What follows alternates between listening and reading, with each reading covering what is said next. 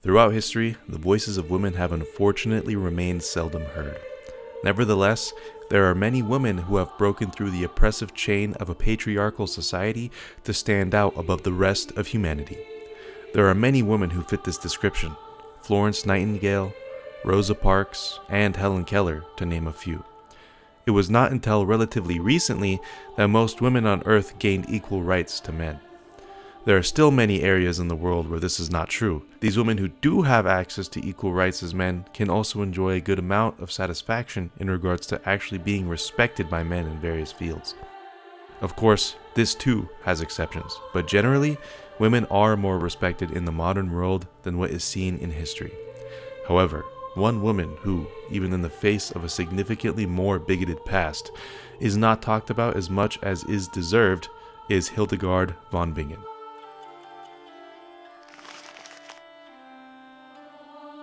As you might have expected, Hildegard von Bingen was a brilliant woman. She was born in 1098 at Bermersheim in the German Empire into a noble family and lived until 1179, making her almost 81 at the time of her death. One misconception about the Middle Ages is that people did not live long. This is not the case. The average lifespan was brought down because of early infant deaths, war killing men, and childbirth killing women. If someone were to avoid these three scenarios of death, they could perhaps find themselves living just as long as Hildegard did. Regardless, Hildegard is considered a saint and abbess by many who know about her, and a local cult to Saint Hildegard exists in parts of Germany. She has, however, not been canonized. She was born into a huge family and had 10 siblings. Early on in her life, she was entrusted to Jutta, a learned and holy anchorite of the primarily male Benedictine monastery called Saint Disibod. She quickly surpassed her mentor, both in her learning and her sanctity. Her reputation was beginning to grow. Even though her reputation grew, she was still not well known. Eventually, she became a nun and was taught how to read. Particularly, she was taught how to read Latin and the holy books of the Catholic Church. The only people who knew how to read at this point in time were members of the clergy, such as monks, priests, and nuns. The only exception to this rule was highly educated noble women. Yes, kings and princes did not know how to read. They considered it too feminine of an aspect to delve into. They instead spent most of their time training physically and practicing the art of war. When Hildegard's mentor Jutta died in 1136, she became the head of the St. Disibod monastery's community of nuns. Hildegard, at this point, was soon to be a celebrity in Europe. Before we can delve into that aspect of her life, we must analyze another, her illness. Hildegard suffered for her entire life with a strange condition. Here is a translated quote from Hildegard herself. Quote, "When I was 42 years and 7 months old, in the year 1141, the heavens opened to me and my brain was flooded by an exceedingly brilliant light. It warmed my whole heart and being in the same way that sun gives warmth, and I instantly understood the meanings of the holy books, the Psalter, the Gospels, and the other Catholic books of the Old and New Testaments. It was not that I understood grammar and syntax." What do you think when you hear this? Keep in mind her various symptoms as I tell you more about what she saw and felt with her visions. Along with these visions, she heard a voice that told her to write them down, a command that she did not follow at first. She then fell ill. When she told Volmar, a monk who was her secretary, about these visions, he encouraged her to write them down. This encouragement went up the ecclesiastical hierarchy with both the Archbishop of Mainz and even the Pope Eugenius III, encouraging her to write. Nonetheless, for her entire life, she had these symptoms. What is important, however, is that she was talented at art, so she drew what she saw. On screen, you will see an example of a few of her drawings regarding her visions.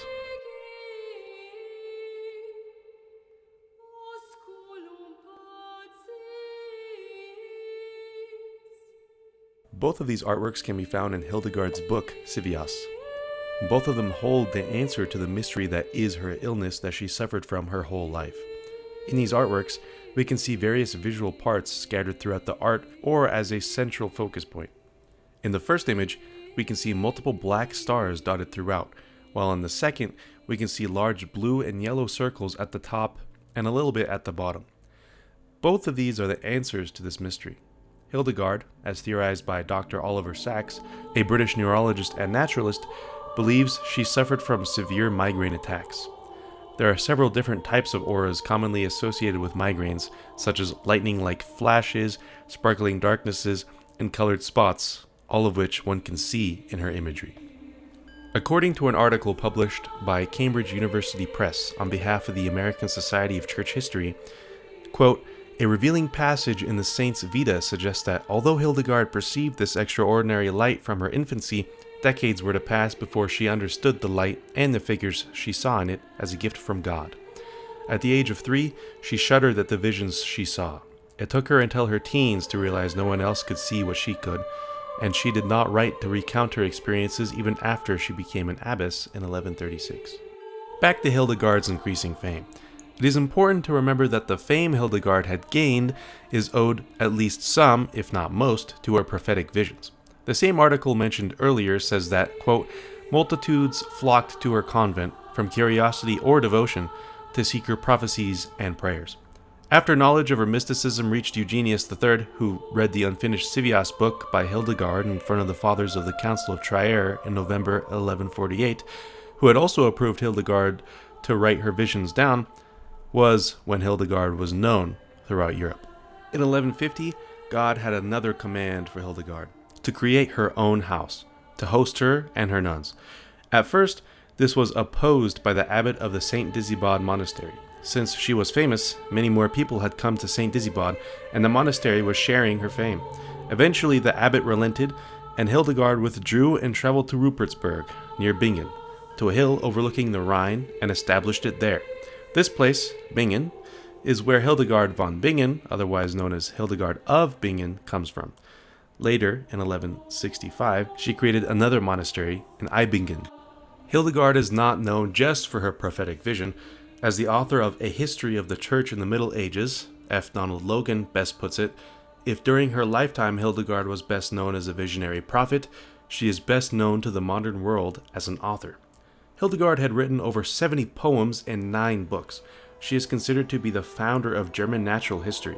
Hildegard loved nature, as evidenced by her art. She also had created her own metaphysical language for use inside the convent, a lingua ignota, being a vocabulary of 900 names for earthly and heavenly entities, together with a special alphabet of 23 characters. She was also a composer, and has 77 monophonic songs attributed to her under the title Symphonia. The song you hear in the background right now, composed by Helena Foykar-Zupancic, has been attributed to Hildegard von Bingen. Psychologically, Hildegard changed much from when she was a, quote, naive and fragile girl, embarrassed and afraid, end quote, of her visions, to a confident individual who realized her visions were a gift and used them for inspiration for her several works across various fields. Unfortunately, therein lies a problem. Scholars and historians alike are not entirely sure whether or not Hildegard wrote all of her works. Shortly after she died, about a decade after, compilers sat down and assembled a dossier of her writings, assembling it at Rupertsberg. Historians are unsure of the authenticity of the works within this dossier, and even other collections. There is, however, quote, little if any doubt that she was the author of the Civias and the considerable correspondence, end quote. She might have used secretaries and scribes for her other works, but this does not take away from her authorship. Her music, on the other hand. Richard Witz, the author of the article How to Make a Saint on Interpreting Hildegard of Bingen, states that, quote, there is not a scrap of evidence that she actually composed any of the 77 songs in her name or wrote them for her nuns at daily service, end quote. Richard later in his article says that much of the evidence in support of Hildegard is, quote, taken from the communications left in her name, as well as the autobiographical life of Hildegard, composed in the 2 volumes just before and after her death, or so we are asked to believe. Neither was actually executed by Hildegard. Witz then argues the written record tells us not necessarily what someone said, but what they wish they had said, an acceptable practice in the medieval period. The book supports this by adding that these compositions of sacred music might have come from her supervision rather than from her hand, yet still remarks that it is an achievement. Regardless of one's opinion, Donald Logan says it best in his book, quote, yet were she to have written nothing but her letters and the Civias, her place would be absolutely firm as a luminous figure of the 12th century. Hildegard herself might have been a polymath and a mystic respected and known by many, but her life was not without drama and criticism. Not long after arriving at Rupertsberg, she was confronted with a situation. Her favorite nun, Ricardus of Stade, was appointed to be the abbess of Basum. Ricardus and Volmar had assisted Hildegard in writing her Civias. Hildegard was not happy with this appointment. She wrote to many people, even Pope Eugenius III, to stop this appointment, claiming it was God's will, but to no avail. Eventually, when it was confirmed and Ricardus became the new abbess, she wrote a letter to her, one that appears to be a love letter. Quote, "My grief rises up to heaven. My sorrow destroys my confidence in mankind. I love the nobility of your behavior, your wisdom, your purity, your soul, and every part of your being. May all who have sorrow like mine grieve with me, all who, like me, have ever, in God's love, so loved a person in heart and soul only to have that love snatched away from them as you were from me." From this letter alone, one can see what a great poet she is with her descriptive language. These letters are a great resource to showcase various areas of Hildegard's personality. Hildegard wrote many letters to many people. With these letters, Hildegard butted heads with very powerful people. Here are a few quotes. To Pope Anastasius IV, she said, "You allow evil to raise its wicked head." To Hadrian IV, she said, "You are sometimes at odds with your better self." To Frederick Barbarossa, the German emperor, she said he acted like a little boy, like one that has lost his mind. To King Henry II of England, she sternly warned him not to heed the devil. She, of course, wrote to people who were also not of great importance, like nuns, wives, excommunicants, and more, of which these letters were spiritual directions and replies to those asking for advice. Hildegard would even travel and speak out at monasteries, preaching the message of repentance and reform. One sour aspect of her personality was that she did not allow anyone but noble women into her community. When questioned by an abbess, she replied that, "What farmer would indiscriminately put in one enclosure all his animals, cattle, asses, sheep, goats? It is necessary to be discriminating about people, lest people of different status, herded together, be disturbed in the pride of their elevation or in the ignominy of their decline." Before her death in 1178, Hildegard allowed the burial of an excommunicated nobleman. It ended up with her and her community under interdict. This meant that the nuns could not receive communion, nor could they hold complex liturgical ceremonies. They would have to be done in the simplest of ways, with no music or singing, which, as we know, was quite important to Hildegard and her nuns. Eventually, with the intervention of the Archbishop of Cologne, he produced the alleged witness to the nobleman's absolution and ordered the interdict to be lifted. The Archbishop of Mainz did not like this and confirmed the interdict was not lifted. However, he eventually relented, and the biggest crisis of Hildegard's life came to a close. Soon after, on September 17th, 1179, Hildegard died, the day associated with her feast day. In conclusion, Hildegard's life was extraordinary. She was a very straightforward woman who did not care what others, even powerful men, thought of her. She was gifted with visions stemming from intense migraines, and was a mystic. Much of her success can be ascribed to these visions. She was known all throughout Europe during her time and is well known even in the modern era, but not as much as is deserved. She created many works of art, poems, books, music, and even her own language called lingua ignota. Some doubt the authenticity of some of these creations, but nevertheless, she is attributed to them.